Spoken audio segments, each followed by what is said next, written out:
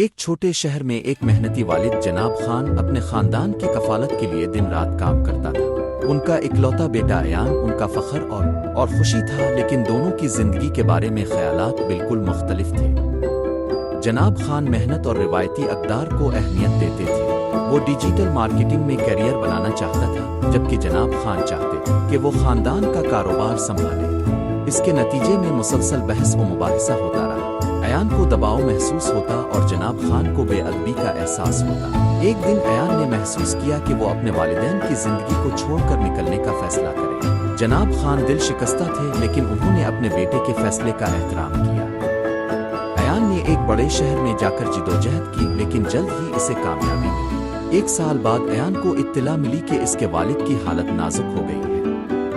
وہ فوراً گھر واپس آیا اور احساس ہوا کہ اس نے اپنے والد کی قربانیوں کی کتنی قدر نہیں کی۔ اس نے دیکھا کہ اس کے والد روزانہ کن مشکلات کا سامنا کرتے ہیں، اور پہلی بار ایان کو اپنے والد کے ذمہ داری اور محبت کا وزن سمجھ آیا۔ ایک دل سے بات چیت کے دوران جناب خان نے ایان کے لیے اپنے خوابوں کا ذکر کیا، نہ کہ اپنی مرضی تھوپنے کے لیے بلکہ اسے بچانے کے لیے۔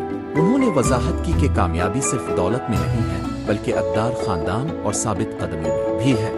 یہ بات ایان کے دل کو چھو گئی اور اس نے اپنی زندگی کے انتخاب پر غور کرنا شروع کر دیا۔ ایان نے اپنے خوابوں کو اپنے والد کی حکمت کے ساتھ توازن میں لانے کا فیصلہ کیا۔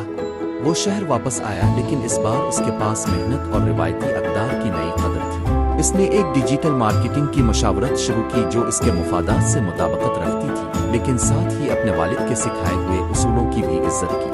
یہ کہانی یہ ظاہر کرتی ہے کہ اگرچہ اپنے شوق کی پیروی کرنا ضروری ہے، والدین کی قربانیوں کو سمجھنا اور ان کی قدر کرنا ایک مکمل اور متوازن زندگی کی طرف لے جا سکتا ہے۔ حقیقی کامیابی کا تعین صرف دولت سے نہیں ہوتا، بلکہ اس محبت، احترام اور اقدار سے ہوتا ہے جو ہم اپنے راستے میں برقرار رکھتے ہیں۔